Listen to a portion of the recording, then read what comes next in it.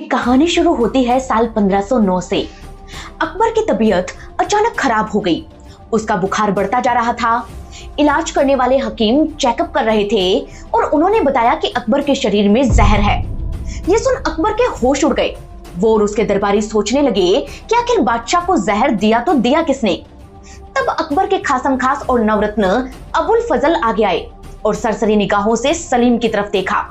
शहजादा सलीम अकबर का बड़ा बेटा था, जिसे इतिहास जहांगीर के नाम से भी जानता है। जहांगीर और अकबर में बनती नहीं थी और इसी वजह से जहांगीर को सब शक की निगाहों से देखा करते थे। अबुल फजल ने इसी का फायदा उठाया और बोले, बादशाह सलामत को जहर किसी अपने ने ही दिया है। इतना सुनते ही अकबर गुस्से से पागल हो गया। उसे तो पहले ही जहांगीर पर शक था। अबुल फजल की बात से उसका शक और पक्का हो गया और वो जोर से चिल्लाया, सलीम, गद्दी के लिए तुम कुछ साल और इंतजार नहीं कर सकते थे जो तुमने ये रास्ता अपनाया। भरे दरबार में अपने पिता की ये बात सुन सलीम दंग रह गया। उसने अकबर को समझाने की कोशिश की कि उसने कुछ नहीं किया, लेकिन अकबर ने उसकी एक ना सुनी। जिसके बाद वो रोता हुआ दरबार से चला गया और अब उसके सीने में बदले की आग धधकने लगी। कोई नहीं जानता था कि इस आग में अकबर का एक नवरत्न जलने वाला है और ये नवरत्न थे अकबर के खासम खास अबुल फजल इब्न मुबारक। नवरत्न माने अकबर के दरबार के वो 9 लोग जो बाकी दूसरे लोगों से खास थे। इनमें से कोई हिस्टोरियन था, कोई संगीतकार, कोई वॉरियर था तो कोई एडवाइजर। किसी को धर्म की अच्छी जानकारी थी तो कोई महान कवि था। इन लोगों की अकबर पर गहरी छाप थी और नवरत्न होने का फायदा ये था कि अकबर के दरबार में इनकी खूब चलती थी। नवरत्न बनने पर अकबर के दरबार में अच्छी पोस्ट मिलती थी। ये मनमर्जी के फैसले ले सकते थे। इन्हें कवि प्रिया, मियाँ, खाने खाना जैसे टाइटल मिलते थे और इन्हें बाकी दरबारियों से ऊंचा समझा जाता था। कहते हैं कि उस वक्त बहुत से लोग अकबर के दरबार के नवरत्न बनने के लिए अलग अलग तिकड़म भिड़ाते थे, लेकिन अबुल फजल को ऐसा नहीं करना पड़ा क्योंकि उनके पास था नॉलेज। वो फारसी के मास्टर थे। उन्होंने ही अकबर की लाइफ पर 2 किताबें अकबरनामा और आईने अकबरी लिखी थी। वो अकबर के दरबार में इतिहासकार और एडवाइजर थे, लेकिन प्रॉब्लम बस ये थी कि वो अकबर की पर्सनल लाइफ में बहुत ज्यादा इंटरफेयर करते थे। अकबर भी बिना सोचे समझे अबुल फजल की हर बात मान लेता था। उस दिन भी यही हुआ। अबुल फजल के कहने पर अकबर ने जहांगीर को लताड़ दिया, लेकिन बाद में पता चला कि उन्हें जहर दिया ही नहीं गया था, बल्कि उन्हें फूड पॉइजन हुआ था। ये पता लगने के बावजूद भी किसी ने भी जहांगीर से बात नहीं की, माफी नहीं मांगी। इसी वजह से इंसल्टेड सलीम यानी कि जहांगीर ने अबुल फजल का मर्डर प्लान कर लिया। इसके लिए उसने अपने दोस्त की मदद ली। ये दोस्त थे ओरछा के राजा वीर सिंह बुंदेला। साल 1602 की बात है। अबुल फजल डेक्कन से आगरा लौट रहे थे। रास्ते में उनका काफिला ग्वालियर पहुंचा। शाम को वो अत्रे नाम की एक जगह पर पहुंचे और यहाँ उन्हें अचानक कुछ सैनिकों ने घेर लिया। अब अबुल फजल के सामने आकर खड़े हो गए ओरछा किंग वीर सिंह बुंदेला। वीर सिंह के हर सिपाही ने कवच पहन रखा था। उनके हाथ में तलवार और भाले बिजली की तरह चमक रहे थे। तभी तेज भागते हुए घोड़े पर सवार एक राजपूत सैनिक ने अबुल फजल पर बर्छे से वार किया। ये वार इतना तेज था कि बर्छा अबुल फजल के शरीर के दूसरे हिस्से से बाहर निकल गया। वो घोड़े से नीचे आ गिरे। उनके शरीर से तेजी से खून निकलने लगा। उनका खुद का घोड़ा उन्हें रौंदता हुआ निकल गया। लेकिन ताज्जुब की बात तो ये थी कि घोड़े के भार से उनकी मौत नहीं हुई, वो भी जिंदा थे। ये देख राजा वीर सिंह खुद उनके पास पहुंचे। वो उनके बगल में बैठे, अपनी जेब से सफेद रुमाल निकाला और अबुल फजल के शरीर से निकल रहे खून को पोंछने लगे। इस पर गुस्साए अबुल फजल उन्हें कोसने लगे। तब वीर सिंह हंसे, अपनी तलवार निकाली और एक ही झटके में अबुल फजल का सर धड़ से अलग कर दिया। अबुल फजल मारे गए। उनके साथ बचे हुए सैनिक खुद जान बचाकर आगरा पहुंचे। शेख फरीद बख्शी बेग ने अबुल फजल की मौत की खबर अकबर को दी, जिसे सुनकर अकबर जोर से चिल्लाए और बेहोश होकर जमीन पर गिर गए। अबुल फजल का जाना अकबर के लिए किसी सदमे से कम नहीं था। इसीलिए होश आने पर वो रोने लगे और पूरा दिन रोए। ना उन्होंने उस दिन अफीम खाई, ना दाढ़ी बनवाई। उन्होंने जहांगीर को भी खूब कोसा और बोले कि अगर उसे बादशाह ही बनना था तो उसे मुझे मारना चाहिए था, ना कि अबुल फजल को। उन्होंने जीते जी जहांगीर को इस हरकत के लिए कभी माफ नहीं किया। अफसोस ये भी था कि आखिरी वक्त तक अकबर अपने कई नवरत्नों को खो चुके थे। लेकिन सवाल ये आता है कि अकबर के इन नवरत्नों की मौत आखिर हुई कैसे। दोस्तों, इतिहास बताता है कि अकबर के इन नवरत्नों में बीरबल, टोडरमल, मानसिंह और तानसेन 4 हिंदू, वहीं अबुल फजल, फैजी, रहीम, फकीर और मुल्ला दो प्याजा 5 मुस्लिम थे। लेकिन ये 9 लोग नवरत्न बने कैसे? कैसे चुनता था अकबर अपने दरबार के नवरत्नों को? क्या थी इनमें से हर एक की कहानी? कैसे एक एक करके अकबर इन्हें खोता चला गया और क्यों इतिहास में आज भी इन्हें याद किया जाता है? इन सभी सवालों का जवाब छिपा है अलग अलग कहानियों में, जिनकी शुरुआत करते हैं अकबर के दरबार के सबसे इंटरेस्टिंग कैरेक्टर और कॉमेडी किंग मुल्ला दो प्याजा से।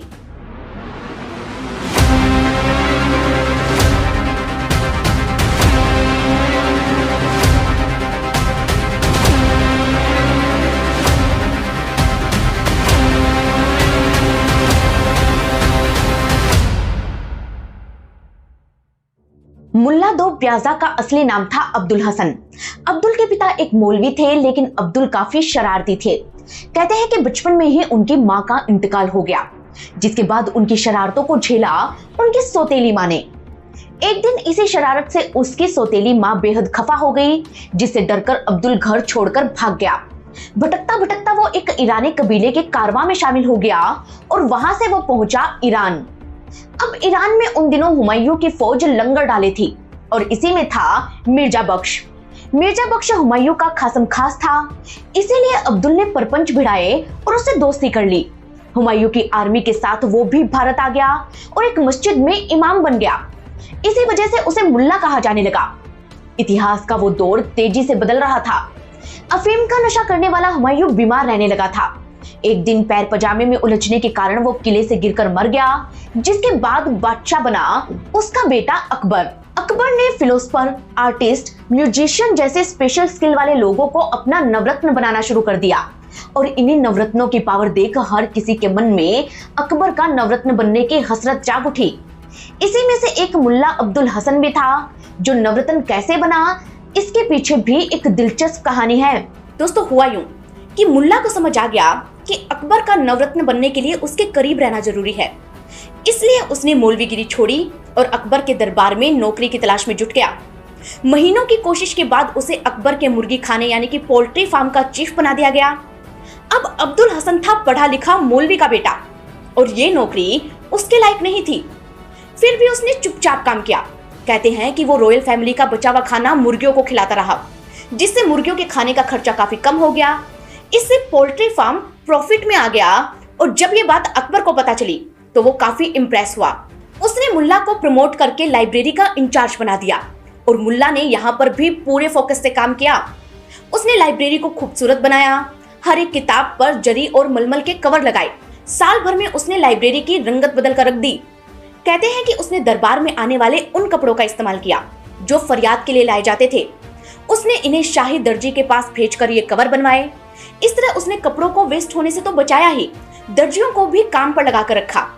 इस बात का पता जब अकबर को लगा तो उसकी नजरों में मुल्ला की वैल्यू बढ़ गई। यहीं से वो अकबर के काफी करीब आ गया और अब बारी थी फाइनल नॉकआउट की, जिसके बाद मुल्ला अब्दुल हसन का सपना पूरा होने वाला था। अकबर का नवरत्न बनने के लिए मुल्ला ने उन लोगों से दोस्ती की जो ऑलरेडी अकबर के नवरत्न थे। इन्हीं में से एक थे फैजी। मुल्ला हंसी मजाक में माहिर थे, इसी वजह से वो आसानी से फैजी के दोस्त बन गए। कहते हैं कि दोनों में इतनी यारी हो गई कि फैजी उन्हें अक्सर खाने पर बुलाने लगे। एक दिन इसी तरह डिनर पर मुल्ला के लिए फैजी ने एक खास डिश बनवाई, जिसका नाम था मुर्ग दो प्याजा। ये डिश मुल्ला को इतनी पसंद आई कि अब वो जहां भी जाते मुर्ग दो प्याजा बनवाते। हर किसी को वो यही डिश खिलाते, इसीलिए लोग मजे मजे में उन्हें भी दो प्याजा कहने लगे और यही से उनका नाम पड़ गया मुल्ला दो प्याजा। माने मुल्ला अब्दुल हसन अब मुल्ला दो प्याजा हो गए। और इसी प्याज का कमाल देखिए कि कुछ दरबारियों को हंसाकर तो कुछ को मुर्ग दो प्याजा खिलाकर मुल्ला ने सबको अपनी तरफ कर लिया। माने कोई भी मुल्ला का विरोध करने वाला नहीं बचा। इधर फैजी ने सिफारिश लगाई और अकबर मुल्ला को नवरत्न बनाने के लिए तैयार हो गया। कहते हैं कि जिस दिन ये ऐलान हुआ, मुल्ला का बरसों पुराना सपना एक झटके में सच हो गया। अब मुल्ला दो प्याजा ना सिर्फ अकबर के दरबार के नवरत्न बने, बल्कि उन्हें अकबर ने अपनी रियासत की सुरक्षा की जिम्मेदारी भी सौंप दी। उनकी हैसियत मुगल दरबार में होम मिनिस्टर के बराबर थी। मुल्ला को बीरबल का प्रतिद्वंदी यानी कॉम्पिटिटर भी माना जाता था। कहते हैं कि बिरबल की पगड़ियां उनकी वाइफ बनाती थी और वो इतनी खूबसूरत होती थी कि मुल्ला उनसे जलने लगे थे। कुछ हिस्टोरियन मुल्ला दो प्याजा को सिर्फ एक इमेजिनेशन मानते हैं। वहीं मिरात उल मुस्किन यानी अल्लामा में उनका जिक्र मिलता है, जिससे पता चलता है कि मुल्ला अकबर के दरबार में रहे होंगे। मुल्ला की पेंटिंग लंदन के जॉनसन ऑफिस में लगी है।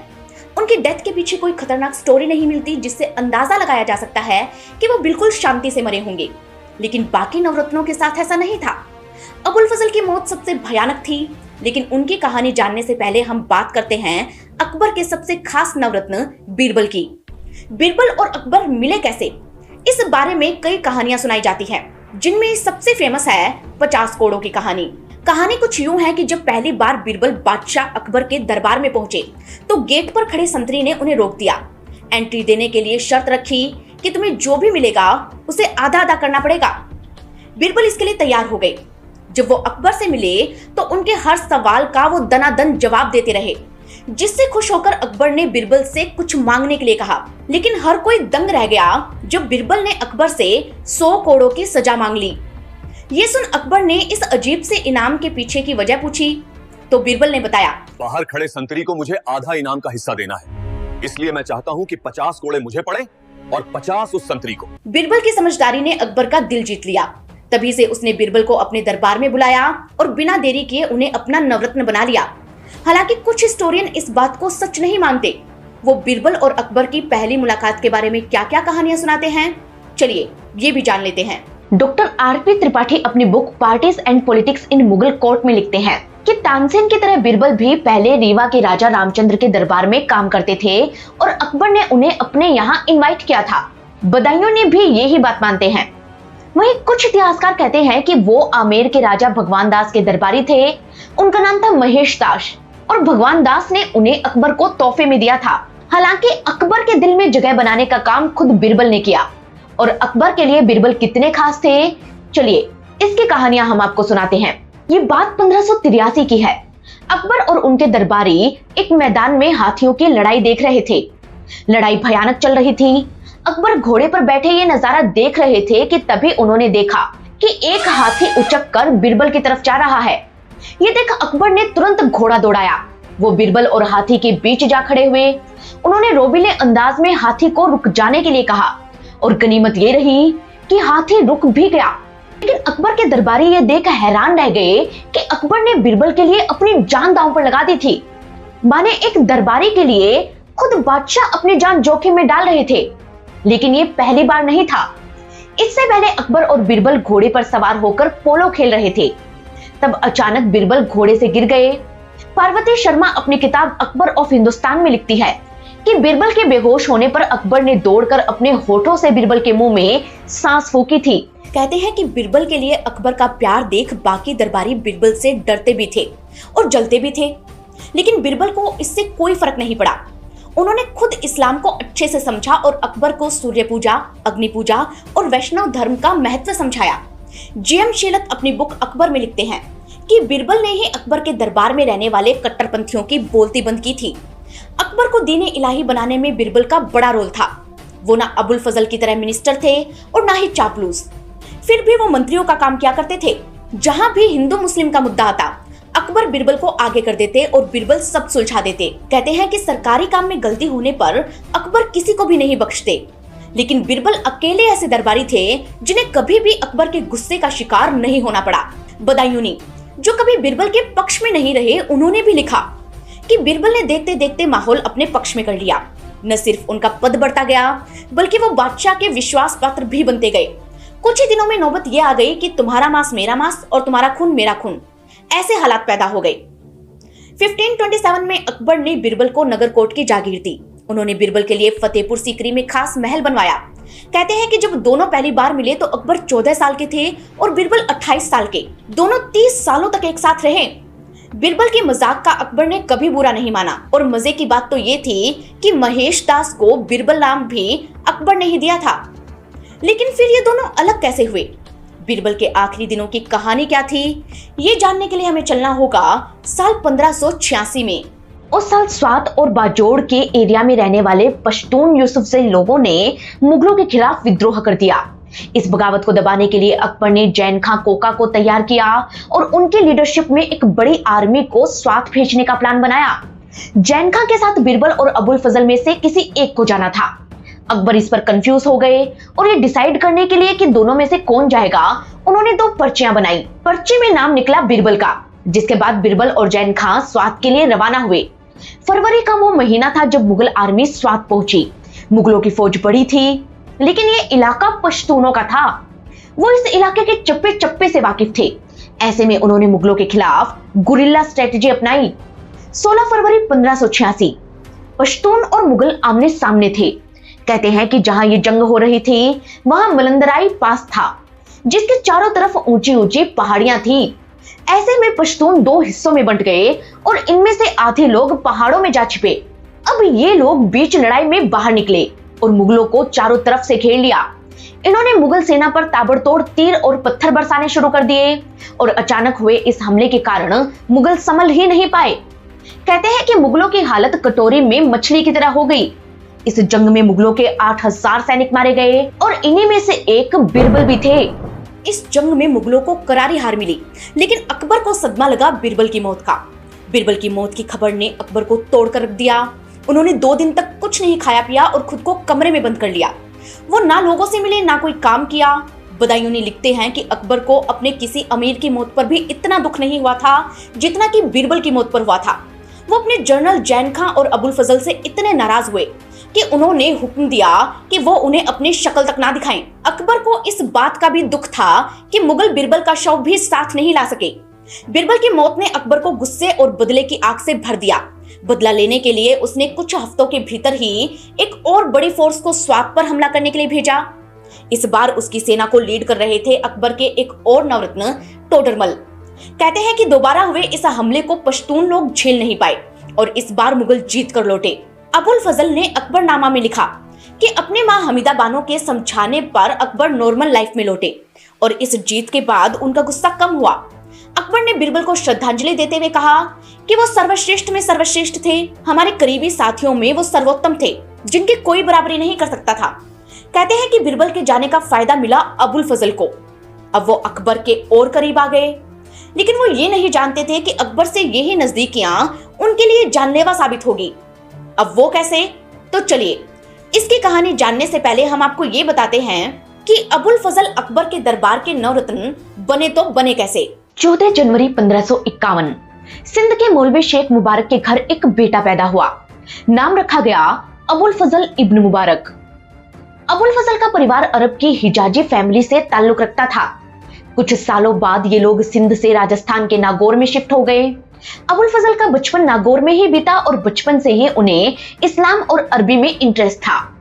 20 साल की एज में वो इस्लाम के टीचर बन गए और उनके नॉलेज को देख अकबर ने उन्हें अपने दरबार में बुला लिया। यहाँ आकर अबुल फजल ने अकबर के दौर में हो रही हर घटना को किताबों में लिखना शुरू किया और अकबरनामा और आईने अकबरी के वो राइटर बन गए। इसी से खुश होकर 1575 में अकबर ने उन्हें अपना नवरत्न बनाया और अब अबुल फजल अकबर के लिए जंगे मैदान में भी जाने लगे। अबुल फजल अकबर के खास एडवाइजर थे, इतना कि अकबर के फैमिली मैटर्स में भी उनका इंटरफेयर रहता था। इसी वजह से अकबर के बेटे उससे दूर हो गए। अब वो कैसे? तो चलिए इसकी कहानी आपको सुनाते हैं। 31 अगस्त 1569 फतेहपुर सीकरी में अकबर के पहले बेटे का जन्म हुआ। बड़ी ही मिन्नतों और दुआओं के बाद बादशाह को वारिस मिला था, इसलिए 7 दिनों तक जश्न चला। बेटे का नाम अकबर ने सलीम रखा और वो प्यार से उसे शेखू बाबा बुलाते थे। सलीम के ठीक 9 महीने बाद अकबर का दूसरा बेटा मुराद पैदा हुआ और फिर 11 सितंबर 1572 को तीसरे बेटे दानियाल का जन्म हुआ। अब अकबर की खुशी 7वें आसमान पर थी, क्योंकि उसे न सिर्फ अपनी गद्दी का वारिस मिल गया था, बल्कि उसके 3 बेटे थे, जिनके पैदा होने से वो मुगल डायनेस्टी के विस्तार के ख्वाब देखने लगा था। अकबर को विश्वास था कि उसके तीनों बेटे उसके बुढ़ापे का सहारा बनेंगे, लेकिन इन तीनों को ही शहजादा होने का घमंड था। वो अय्याश तो पहले से ही थे। अबुल फजल को इनका टीचर बनाकर अकबर ने और भी बड़ी गलती कर दी थी। सलीम को अबुल फजल पसंद नहीं करते थे। मुराद और दानियाल को भी वो निकम्मा समझते थे।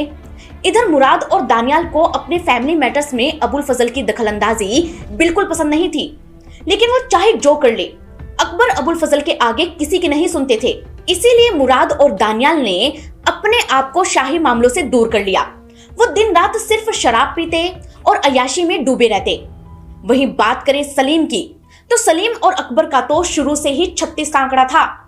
ऐसा इसलिए क्योंकि अकबर ने बचपन से ही सलीम को बादशाह बनने के लिए ट्रेंड करना शुरू कर दिया था। सलीम को वॉरियर बनाने के लिए वो उसे ज्यादातर अपने घर से दूर जंग के मैदान में ही रखा करते थे, जिस वजह से सलीम को लगने लगा कि उसके पिता उसकी बजाय उसके दोनों भाइयों से ज्यादा प्यार करते हैं। इसी वजह से उसके मन में अकबर के खिलाफ जहर घुलने लगा था। जैसे जैसे सलीम या कहे कि जहांगीर बड़ा हुआ, वो खुलकर अकबर के हुक्म को टालने लगा।